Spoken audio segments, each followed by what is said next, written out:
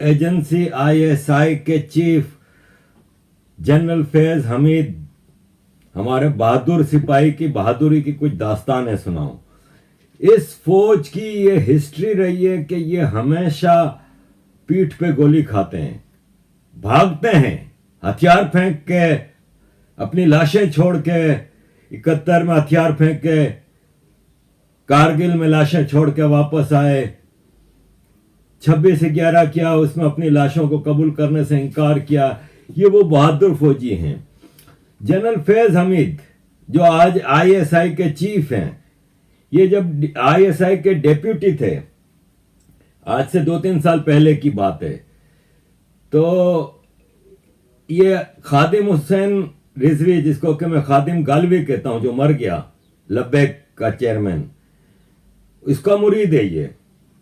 इनका इस्लाम, इनका सब ढकोसला, वर्दी पहने हुए बुजदिल नपुंसक। ये आज से 2.5-3 साल पहले इनकी बेगम ने कहा कि मैं जा रही हूं जरा काम से शॉपिंग के लिए। शॉपिंग के लिए गई, इन्होंने अपनी माशूका को बुला लिया एक फार्म हाउस पे।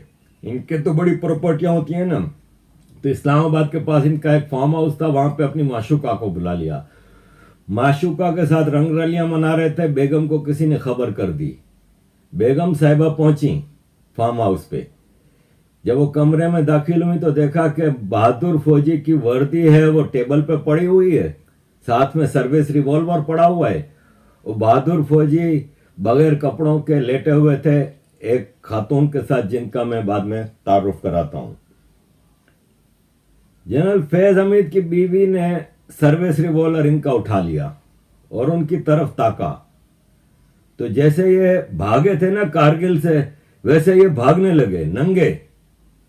तो इनकी बेगम ने इनको गोली ताक दी, जो गोली इनके कूले पे लगी, बम जो कहते हैं ना पीछे पुष्ट पे, कमर के नीचले हिस्से पे, और ये वहीं लंबे हो गए। बाद में इनका इलाज हुआ और बेगम से माफी तलाफी करके जैसे तैसे इन्होंने जान छोड़ाई। ये है जी कहानी, ये मैं नहीं कह रहा, ये पाकिस्तान के टॉप के एंकर हामिद मीर ने कहा। हामिद मीर ने ये कब कहा? असद अली तूर एक जर्नलिस्ट है जिसने कुछ आर्मी की रॉन्ग डूइंग के खिलाफ पूरा पाकिस्तान चिल्ला उठाए। कुछ रॉन्ग डूइंग्स पे बोले थे तो उनके घर में घुस कर उनको मारा गया और उनकी पिटाई हुई, और उन्होंने इल्जाम लगाया कि आईएसआई ने ये काम कराया है। तो इनके सपोर्ट में एक प्रोटेस्ट किया सारे जर्नलिस्टों ने।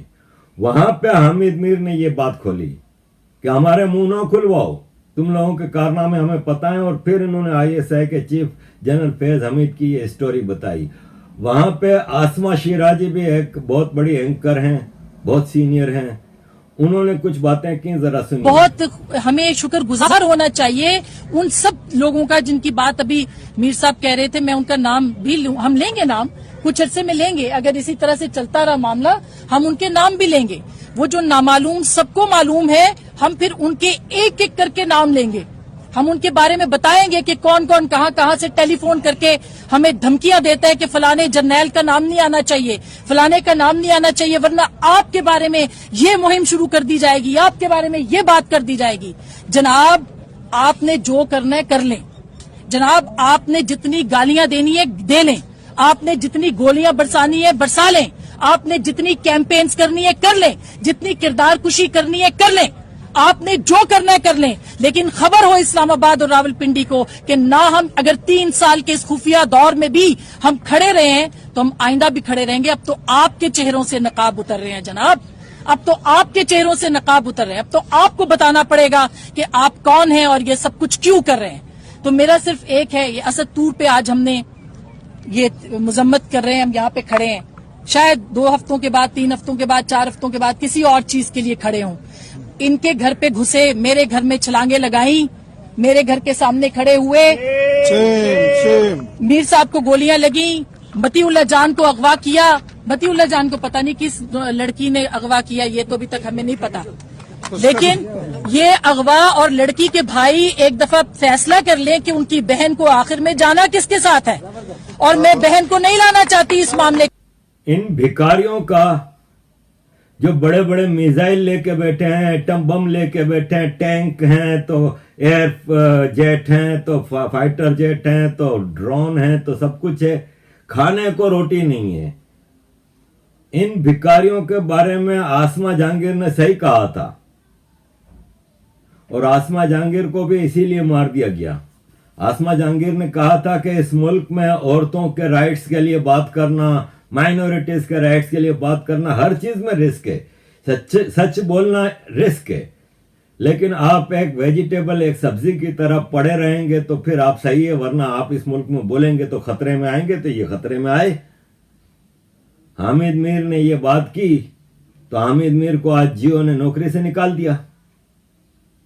कैपिटल टॉक जो आमिर मीर का प्रोग्राम है वो मुशर्रफ के दौर से भी पहले की बात है। जब से ये इलेक्ट्रॉनिक मीडिया आए हैं, जियो का चैनल लॉन्च हुआ है, तब से ये चल रहा था। आज उसको नौकरी से निकाल दिया। यह है freedom of speech in Pakistan.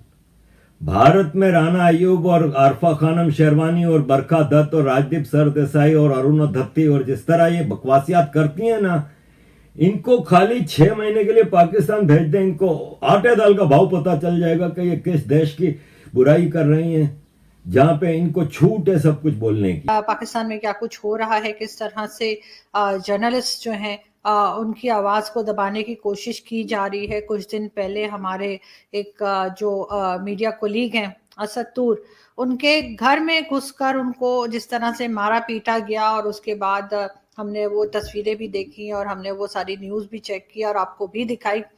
और यहाँ पे एक बहुत वाज़ेह तौर पे बहुत प्रोमिनेंट तरीके से 2 ग्रुप बन गए, जिसमें कि एक सहाफ़ियों का भी, यानी जो जर्नलिस्ट हैं उनका भी एक वो ग्रुप था जो असद तूर को डिफेंड कर रहा था, असद को सपोर्ट कर रहा था, और एक ग्रुप वो बन गया जो यूथियों का था, और वो मुसलसल जो है वो असद की बात के ऊपर जो है वो कुछ ना कुछ गलत और उल्टी ही बात कर रहे थे। लेकिन बहुत से सीनियर जर्नलिस्ट जो हैं उन्होंने वो सामने आए और उन्होंने आगे बढ़कर जो है वो बात की और असद का साथ दिया। उसमें एक प्रोमिनेंट नाम है जी हामिद मीर साहब का। हामिद मीर साहब पाकिस्तान के जाने पहचाने जर्नलिस्ट हैं। अपना एक टॉक शो जियो टीवी से कैपिटल टॉक के नाम से करते हैं काफ़ी टाइम से, और हामिद मीर साहब को हमने असद के साथ आगे जो है ये जो एक जर्नलिज्म और एस्टैब्लिशमेंट की लड़ाई है उसमें आगे बढ़कर बात करते हुए देखा। सबसे पहले हम देखते हैं कि हामिद मीर साहब ने एक क्लिप में आपको दिखाती हूँ कि क्या बात की जब यहाँ इस्लामाबाद प्रेस क्लब के सामने प्रोटेस्ट किया गया असद तूर के लिए। तो हामिद साहब ने क्या कहा, थोड़ी सी बात किया ना, मैंने उसको जरा थोड़ा आगे बढ़ा दिया है कि अब अगर आप हमारे घर में घुस के मारेंगे ना हमें, तो हम आपके घर में तो नहीं घुस सकते, आपके पास टैंकी और बंदूकें हैं, लेकिन हम आपके घर के अंदर की बातें आपको बताएंगे, और यह भी बताएंगे कि किसकी बीवी ने किसको क्यों गोली मारी और उसके पीछे कौन जनरल रानी थी। समझ आ गई है ना मैं क्या कह रहा हूं। अब अगर आइंदा किसी सहाबी के घर में घुस के तुमने उस पर तशद्दुद किया, हम बताएंगे कि तुम्हें तुम्हारी बीवी ने गोली क्यों मारी। बस इतना ही बताना था। Thank you very much.